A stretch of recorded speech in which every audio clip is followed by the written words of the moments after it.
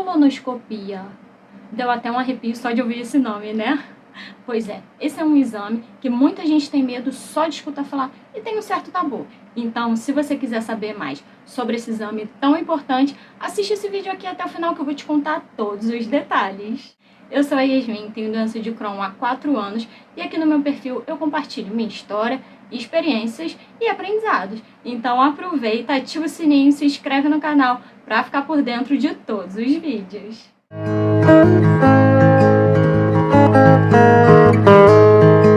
O diagnóstico das doenças inflamatórias intestinais é feito com base em vários fatores. Bom, o médico geralmente costuma escutar as queixas do paciente, quais são os sintomas que ele está sentindo, histórico familiar também é muito importante e também os exames. Tem vários exames que podem ajudar no diagnóstico e também são importantes depois para ficar fazendo com uma certa frequência para acompanhamento da doença. Tem exames de sangue, de fezes, exames de imagem, como a colonoscopia, que é um dos mais conhecidos, enterorressonância, tem também endoscopia. Então, além disso, o médico também costuma pedir outros exames, porque é muito importante ele também excluir outras possíveis causas de inflamação. Inclusive, tem outras doenças e sintomas que podem ser confundidos. É importante ter a certeza do diagnóstico para começar o tratamento correto e ter qualidade de vida.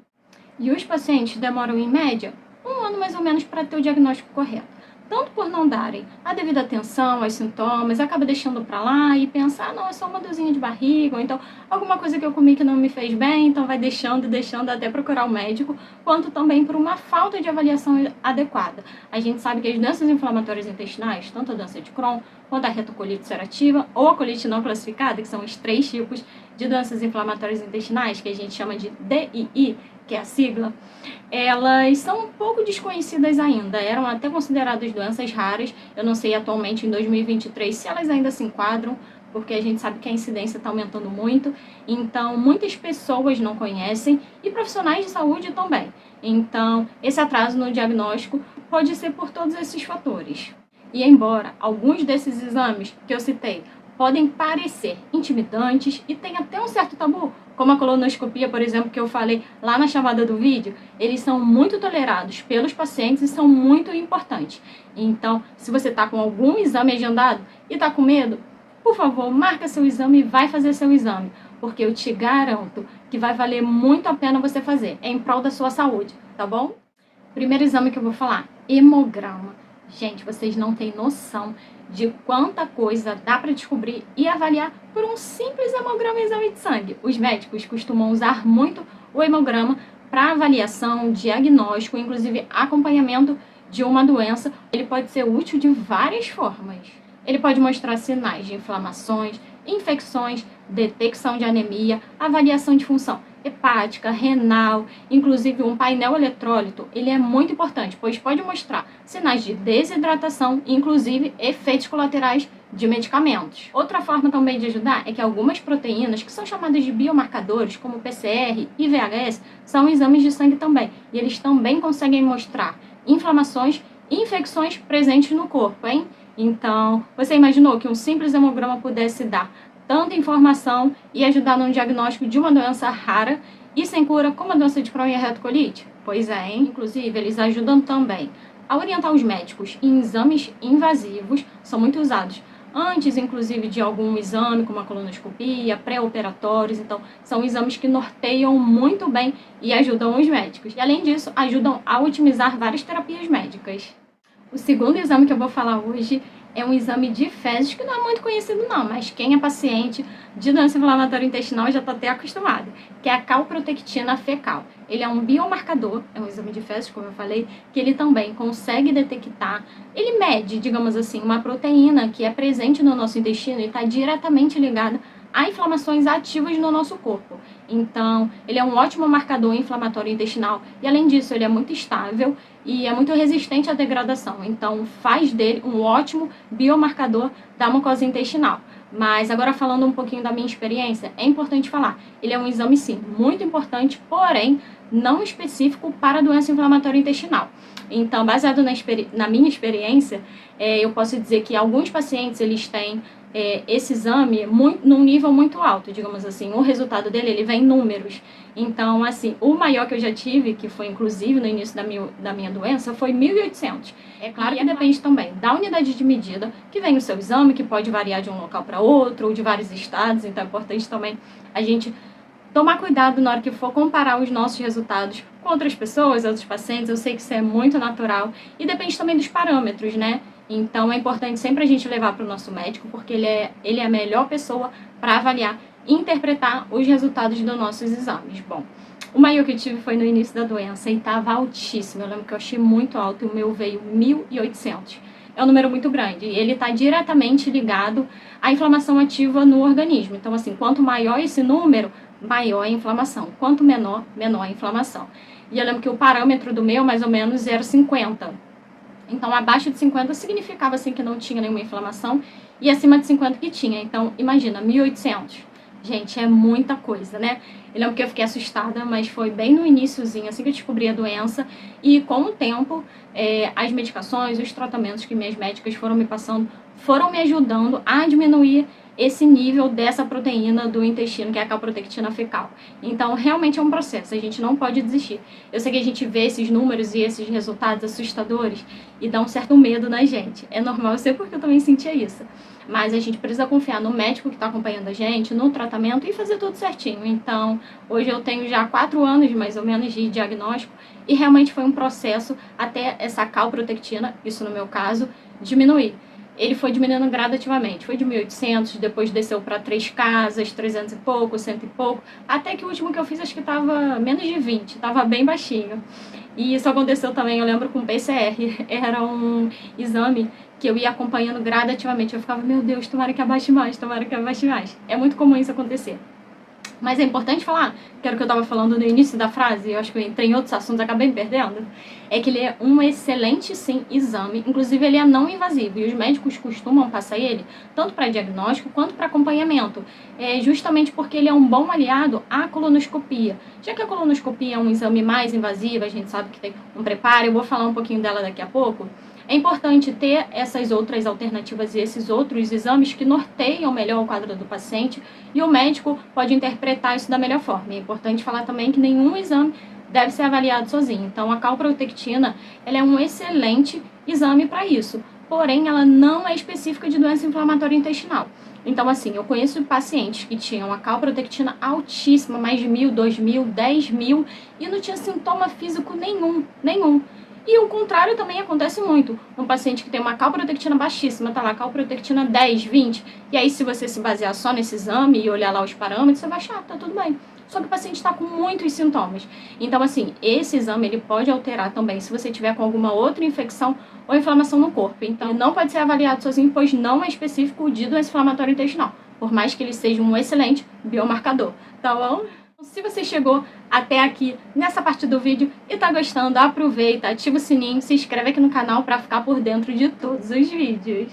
Bom, e agora o próximo exame que eu vou falar, que eu já dei até um spoiler anteriormente, é o PCR e o VHS, que é a proteína C reativa e velocidade de hemossedimentação.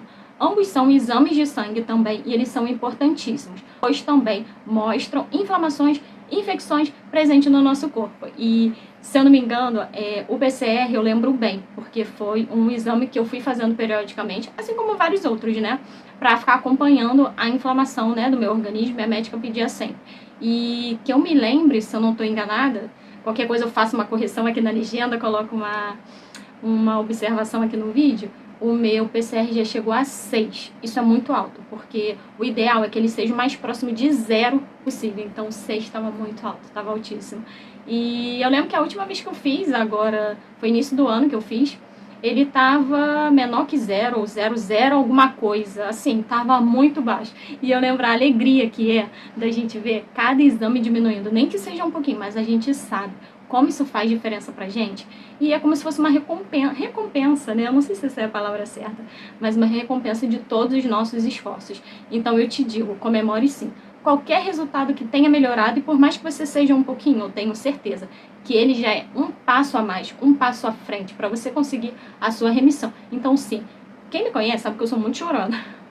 Então, quando os resultados iam diminuindo, eu chorava, eu comemorava, eu pulava de alegria, porque só eu sabia o quanto aquilo representava para mim, quanto aquilo era importante. Eu via que sim, eu estava no caminho certo para melhorar minha saúde, minha qualidade de vida e chegar na remissão. Tem outros exames também que são um pouquinho menos conhecidos, mas também alguns pacientes fazem e os médicos, né, solicitam, ANCA e ASCA. Eles também são exames muito importantes e dizem até que eles conseguem diferenciar se é doença de Crohn ou retocolite ulcerativa. Eu confesso que eu não tenho muito conhecimento sobre esses exames, então vou deixar aqui só como uma observação e para você falar, eu já escutei alguém falar sobre isso, acho que Yasmin já falou sobre esse exame. Vou lá perguntar para o meu médico para pedir para ele me explicar um pouquinho mais. Bom, agora chegamos no exame mais esperado, que eu sei que você está assistindo esse vídeo esperando eu falar sobre a colonoscopia, que eu falei lá no início, né? Bom, ele é um exame de imagem, basicamente permite visualizar toda a região do intestino grosso, até o finalzinho lá do intestino delgado, que é o ilho. E normalmente a doença afeta mais o ilho. No meu caso, o laudo, a conclusão da minha colonoscopia saiu como ileite. Então, a minha inflamação estava mais presente no ilho, sim, apesar de estar presente em várias partes do intestino grosso, mas ela estava mais pronunciada, digamos assim, no ilho. Então, no meu caso, saiu como ileite. Então, esse exame foi importantíssimo para detectar, visualizar essa inflamação e me dar o diagnóstico de doença de Crohn. Eu sei que algumas pessoas é a minoria, acaba fazendo esse exame e não detecta nenhuma inflamação, mas por isso que é importante, como eu falei anteriormente, nenhum exame pode ser avaliado sozinho. Então, esse exame, ele vê mais o intestino grosso e só uma partezinha, que é o final do intestino delgado. Então, um complemento a ele, que eu vou falar já, é a enterorressonância, que vê mais o intestino delgado. Então, assim, como eu já falei em vídeos anteriores, que se você não assistiu, acesse aqui o meu canal e vai lá assistir, porque esse já é o 5º vídeo que eu tô fazendo aqui específico para o YouTube. Bom, tem vários tratamentos disponíveis para a doença, exames para diagnóstico e também sintomas, são muito específicos. A gente costuma falar que a doença de Crohn pode afetar da boca até o ânus, ela pode afetar o corpo todo. Então, assim, se eu tive um sintoma por exemplo, no estômago, outra pessoa vai ter no intestino delgado, talvez o exame que eu faça, que deveria ser endoscopia, né, já que é no estômago, deveria detectar a minha doença, a outra pessoa, se fizer endoscopia, não vai dar nada. E aí, de repente, vai achar que não tem uma doença, ou que não tem nada, ou vai ter um diagnóstico errado. Então, por isso que é importante, né, o médico saber conduzir da melhor forma e passar o exame correto, ou, no caso, passar todos esses exames para chegar numa conclusão certeira e você ter o seu diagnóstico correto. E a colonoscopia, além dela conseguir visualizar e detectar inflamações, ela também consegue ver fissuras e outras possíveis alterações. Além disso, ela permite fazer a biópsia, que é retirada de alguma partezinha do tecido do intestino, que é importante também ter essa biópsia, porque pode acontecer da inflamação não ser visível a olho nu. Então, de repente, o médico faz o exame lá e aparentemente está tudo ok, sem nenhuma alteração, nenhuma inflamação. Mas quando você faz a biópsia, vê os tecidos, tudo direitinho, você consegue ver a inflamação presente. Então, pode ser mais, digamos assim, histologicamente.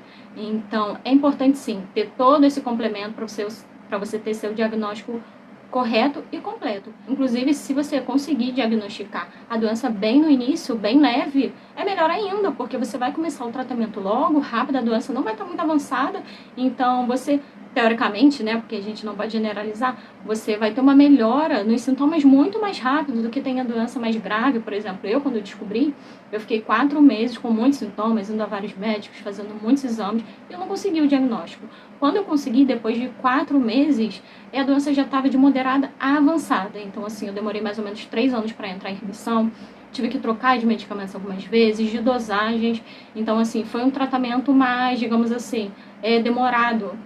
Mas a gente sabe que é muito relativo. Tem pessoas que melhoram em meses só de tratamento, tem pessoas que entram em remissão em 5, 10 anos, é realmente muito individual.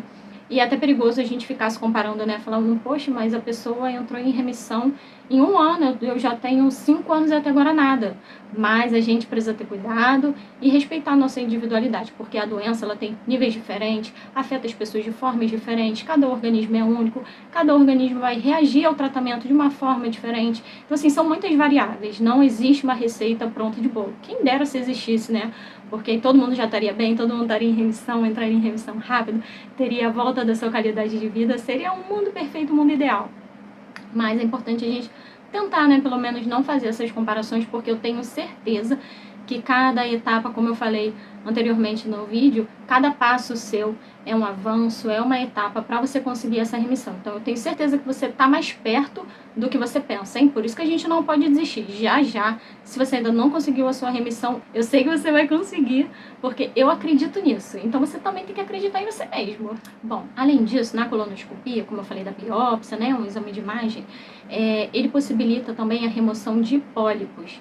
E é bem comum acontecer, eu recebo muitas mensagens lá no Instagram sobre isso. As pessoas ficam um pouco com medo e um certo de receio, tanto pela biópsia quanto pela retirada de pólipos. Mas assim, é super normal, super natural e super importante, inclusive, porque pólipos é muito comum de encontrar na maioria das pessoas. Eu não posso dar 100% de certeza, porque né, não sou médica, eu falo baseado na minha experiência, nos meus estudos. Mas, pelo que eu saiba, com todas as pessoas que eu conversei, é muito comum, sim, encontrar pólipos e fazer essa retirada, porque muitos pólipos são benignos, a gente sabe.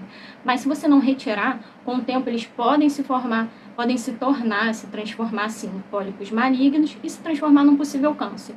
Então, por isso que é importante, sim, sempre os médicos que estão fazendo o exame, se eles encontram algum pólipo, eles retiram na hora. E a biópsia também é muito importante, como eu falei no início, para avaliar realmente todos os tecidos. Eu não sei nem se é o termo certo que eu estou usando, o termo técnico. Me desculpem, médicos, enfermeiros e profissionais da saúde que estiverem escutando esse vídeo, falar, não, isso aqui está errado. Pode comentar aqui, deixar um comentário aqui embaixo, que nos próximos vídeos eu corrijo, e eu adoro aprender, e leio muito, e gosto de aprender cada vez mais, e não tenho problema em dizer que eu errei e me consertar não, mas bom, vamos lá. E eu sei que você já ficou com medo, mas eu quero te tranquilizar que isso é super normal. Se o médico te falar, olha, pedir biópsia, vai sair daqui a 30 dias, porque geralmente a biópsia demora um pouquinho mais, né? Ou então retirei pólipos. Lembra assim, não, Yasmin já falou sobre isso, eu já sei o que é, já estou um pouquinho mais tranquila. Porque meu intuito é esse, da gente compartilhar experiências, aprendizados, trocar informações, de certa forma se apoiar, né? Ter essa rede de apoio e para você não se sentir muito perdida, nem muito assim, meu Deus, eu nunca escutei falar isso, o que é isso? E eu te entendo, porque eu também passei por isso. Eu contei já um pouquinho da minha história, né, em outros vídeos. Se você ainda não assistiu, vai lá dar uma olhadinha. E quando eu tive o diagnóstico, eu nunca tinha escutado falar nessa doença. E sim, quando fui fazer a colonoscopia pela primeira vez, bom, vou contar um pouquinho da minha experiência. Eu confesso que eu fiquei com medo sim, porque eu já tinha escutado falar, né, mas eu sabia que era um certo tabu, tem gente que faz brincadeira, ou então eu falei, não, nunca vou fazer, então dava um certo medinho. E eu lembro que na primeira vez eu tava com muito medo, e eu fiquei muito ansiosa, porque eu sou uma pessoa muito ansiosa, e é tudo novo, né? Então, assim, é natural a gente ficar assim, não somente com exames, como a colonoscopia, mas em tudo na nossa vida. Quando a gente vai fazer algo pela primeira vez, é natural a gente sentir medo, aquele friozinho na barriga, aquela ansiedade. Mas por isso que é importante a gente fazer com bons médicos em hospitais ou clínicas que sejam renomados e que você se sinta segura, porque é um exame importante demais. Como eu falei ali no início, ele consegue prevenir tanto o câncer quanto diagnosticar doenças em níveis leves, moderados, avançados que seja, remoção de pólipos, biópsias. Então, assim, detectar fissuras, como eu falei, outras inflamações, ele é muito importante. Eu te garanto que esse medo, esse tabu que você tem, e que pode parecer intimidante, não é tudo isso não. Se você está com um exame marcado e está precisando fazer colonoscopia, toma essa coragem. Se você está assistindo esse meu vídeo, então sabe que tem algum amigo seu que tem que fazer esse exame, mas está com medo, envie esse vídeo para ele, dá uma olhadinha, vamos incentivar as pessoas que precisam a fazer sim, porque é um exame importante demais. E eu te garanto, você pode me cobrar isso, hein? Tô aqui me comprometendo, que se você estiver com medo ou tá achando, meu Deus, vai ser desesperador, vai dar tudo errado, vai ser muito ruim, eu te garanto que vai ser muito menos do que você tá imaginando que vai ser, tá? O exame em si, ele tem sedação, então assim, a gente não sente nada, a gente dorme durante o exame. Então a gente não sente desconforto nenhum. O mais complicado, digamos assim, que as pessoas reclamam um pouquinho mais, é no preparo, porque assim, existe toda uma dieta que a gente precisa fazer, de alguns alimentos específicos que podem comer, outros que não pode, que a gente tem uma certa restrição. Então assim, o hospital, a clínica onde você fizer, eles sempre te dão um preparo direitinho para você seguir e acompanhar tudo, tanto de alimentação quanto de bebidas. Então, se você seguir aquilo tudo direitinho, vai dar tudo certo. Às vezes também eles recomendam alguns medicamentos, alguns laxantes também são necessários, porque assim, para o médico, né, que está fazendo o exame lá em você, ele precisa visualizar da melhor forma seu intestino. Então, o intestino precisa estar limpo e vazio, digamos assim. Então, por isso que a gente precisa usar laxante e fazer uma dieta, que geralmente a dieta é uma dieta bem leve. Então, você seguindo a dieta e fazendo tudo certinho, vai dar tudo certo. Porque senão isso pode atrapalhar na hora do exame. Se tiver algum restinho de comida lá, às vezes o médico vai achar, será que é uma inflamação, uma infecção? Vai atrapalhar na hora do exame. Então, por isso que é importante seguir a dieta, todo o preparo certinho, conforme a clínica ou o hospital passar, enfim. E tomar os medicamentos também, os laxantes, enfim. Eu digo isso com experiência própria, porque eu já fiz esse exame 3 vezes e já vou fazer meu quarto. Então, assim, a gente vai aprendendo. Nas próximas vezes, a gente já sabe como vai funcionar o exame, já tem aquela experiência de primeira vez. Então, tudo contribui, tudo é um aprendizado. Então, te digo como uma amiga mesmo. É um exame muito importante. Bom, agora o próximo exame que eu vou falar também é um exame de imagem e é um exame um pouquinho menos conhecido. Eu confesso que quando eu fiz a primeira vez esse exame, também acho que tem uns 2 anos mais ou menos, eu também nunca tinha escutado falar não, que é a retossigmoidoscopia. Ela tem uns 2 tipos, mas eu vou falar baseado mais na minha experiência. E no meu caso, quando eu fiz em preparo também. Fiz na mesma clínica onde eu faço a colonoscopia atualmente, né, que é da médica que me acompanha, minha gastro maravilhosa. E eu tive, sim, um preparo também, me encaminharam dietas que eu precisava fazer e também fiz sob sedação. Então, assim, a experiência que eu tive foi incrível, eu também não senti nada, foi igual a colonoscopia, mas ela é um pouquinho mais, digamos assim, mais leve. É um exame de imagem também bem parecido, só que nesse caso o médico ele consegue ver mais os 30 centímetros finais do intestino grosso. Então, assim, ele é mais indicado para alguns casos. Não pode substituir a colonoscopia, né? Mas é um exame também muito importante que o médico costuma pedir. É um ótimo aliado, tanto para acompanhamento quanto diagnóstico da doença. No meu caso, já tinha feito colonoscopia anteriormente e minha inflamação foi diminuindo, né? Como eu falei, o meu era mais ileite, só que estava presente no intestino grosso todo. E aí, quando eu fui fazendo exames de acompanhamento, colonoscopia eu estava fazendo anualmente, fazia calprotectina mais ou menos de 6 meses, exames de sangue também regulares. Então, assim, foi um acompanhamento, e é até hoje, muito rigoroso e regular. A gente não pode largar o nosso tratamento mesmo em remissão. Importante falar isso. E nesse caso, quando eu precisei fazer esse exame, é que a inflamação foi diminuindo aos poucos, né? Ela estava no intestino inteiro. Foi diminuindo e foi ficando restrita mais ao finalzinho do intestino grosso, no reto. Então, o exame mais indicado, no meu caso, naquele momento, era uma retossigmoidoscopia. Não precisava ser submetida a uma colonoscopia. Então, a retossigmoidoscopia já atendia muito bem.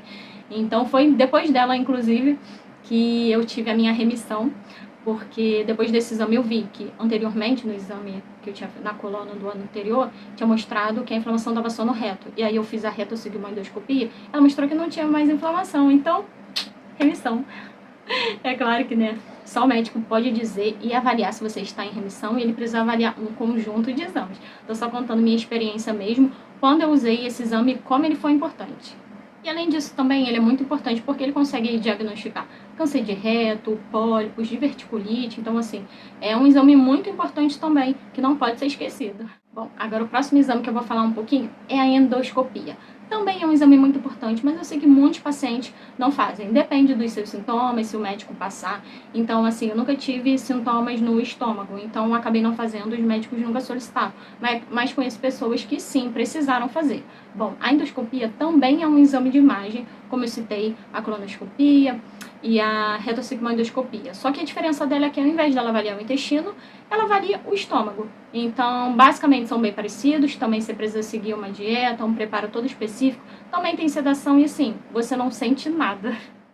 E agora o próximo exame que eu vou falar, que eu falei lá quando eu estava falando sobre a colonoscopia, que também é um ótimo aliado para diagnóstico, acompanhamento, enfim, é a enterorressonância, que é a enterografia por ressonância magnética. Ela também é um exame de imagem, só que ela visualiza mais o intestino delgado. Por isso que eu falei que os exames podem variar de um paciente para o outro, e o médico pode pedir vários exames, porque ele precisa, digamos assim, avaliar o seu corpo todo para saber aonde está presente a inflamação que está causando os seus sintomas.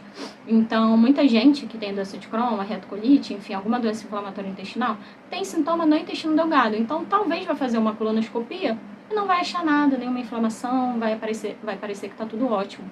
Mas se fizer a enterorressonância, e quando visualizar o intestino delgado, vai ver que tem inflamações ali. Inclusive, é possível visualizar fístulas, que é bem comum na doença de Crohn. Então, assim, é realmente um conjunto de exames e é muito importante. Se o médico te passar vários exames, eu sei que você vai falar assim, meu Deus, quanto exame, eu tenho que fazer isso? Sim, faça. Eu sei porque eu passei por isso também, então digo muito baseado na minha experiência. No início eu lembro, quando eu fui na primeira consulta médica e nas seguintes, assim, as primeiras ficam marcadas na nossa memória, né? Eu lembro que eu saí cheia de papel.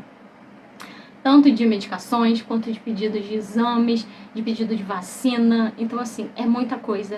Eu lembro que eu cheguei em casa e fiquei assim, bom, agora eu tenho que sentar, lembrar de tudo que a médica passou. Pode anotar também, eu tenho o costume de anotar muita coisa para não esquecer, organizar as ideias, marcar esses exames, enfim. Então, eu sei que é um momento um pouquinho desesperador, que você fica assim, meu Deus, o que eu vou fazer agora? Mas aí é que entra Yasmin, vulgo eu, no meu diário de Crohn. É um dos meus intuitos e objetivos é ajudar e compartilhar a minha experiência, tudo que eu tive com você, para te ajudar da melhor forma e te orientar. E o que eu não souber, eu vou procurar ajuda, vou te encaminhar para alguma pessoa que possa te ajudar da melhor forma. Então, assim, toda a minha experiência, aprendizado e a minha história nesses 4 anos de doença de Crohn, eu estou transformando em informações para compartilhar e ajudar mais pessoas. Porque eu sei que quando a gente recebe o diagnóstico de doença inflamatória intestinal, a gente fica um pouquinho perdido, fica com medo também. São muitos sentimentos, né? E eu espero estar te ajudando com esse conteúdo aqui, com esse vídeo, com os outros vídeos do meu canal e também com as outras plataformas, Instagram também, YouTube, tem página no Facebook, TikTok. Então, assim, eu tô tentando atingir o máximo de pessoas possível para isso, para ajudar, conscientizar e também que você se sinta abraçado se você teve um diagnóstico de doença crônica no geral, tá bom? Existem sintomas que eles podem ser característicos de outras doenças também. Então é muito comum o médico te pedir mais exames, porque ele precisa ter certeza, excluir outras doenças e também diagnosticar você corretamente, para você começar o tratamento correto, né? Eu conheço pessoas, inclusive, que tiveram diagnósticos errados até finalmente ter o diagnóstico correto de doença inflamatória intestinal e começar o tratamento correto. Eu sei que essa fase de diagnóstico é um pouquinho complicada, é um pouquinho difícil, mas ela vale muito a pena, tá? Então não desista e continua. Esse vídeo tá ficando um pouquinho grande, né? Mas, gente, eu começo a falar, eu começo a lembrar de várias coisas, de várias experiências que eu tive. Eu acho importante, né, compartilhar com você. Então, se você chegou até essa parte aqui do vídeo e tá gostando, não deixe de deixar sua curtida, ativa o sininho e se inscreve aqui no canal para ficar por dentro de todos os vídeos, todas as novidades, todas as experiências, tudo que eu compartilho por aqui. E quero te agradecer também por ter chegado até aqui. A gente fica ansioso, fica nervoso, querendo logo a remissão, a melhora dos sintomas, mas é um caminho e cada caminho é único, a gente não pode se comparar. Eu tô compartilhando um pouquinho da minha experiência com você, que foi dessa forma, mas eu sei que a sua não pode estar sendo assim, a do seu amigo também não. Então, assim, é importante a gente respeitar as trajetórias, os sintomas, os sentimentos, porque cada história é única e não tem nenhuma melhor do que a outra não, tá bom? Somos todos uma rede de apoio e a gente precisa se apoiar, porque é um momento difícil sim, receber um diagnóstico de uma doença sem cura. Gente, hoje eu tô faladeira, né? Então, um calor aqui no Rio de Janeiro, tô com um ventilador aqui em cima de mim, espero até que não esteja atrapalhando o áudio desse vídeo. Bom, espero que você ainda esteja assistindo o vídeo, porque eu tô chegando no final. Eu acabei o vídeo! Obrigada pra você que assistiu até o final aqui. Eu espero que eu tenha te ajudado. Se você achar que pode ajudar um amigo também, encaminha esse vídeo pra ele, pra algum amigo ou familiar. Espero que eu tenha te ajudado tanto com medo de fazer exames quanto nas suas dúvidas. Mas se você tiver ficado com alguma dúvida, pode comentar aqui embaixo também, que eu vou adorar responder. Muito obrigada por ter ficado até o final desse vídeo. E a gente se vê semana que vem, hein? Que agora eu voltei com tudo. Beijo!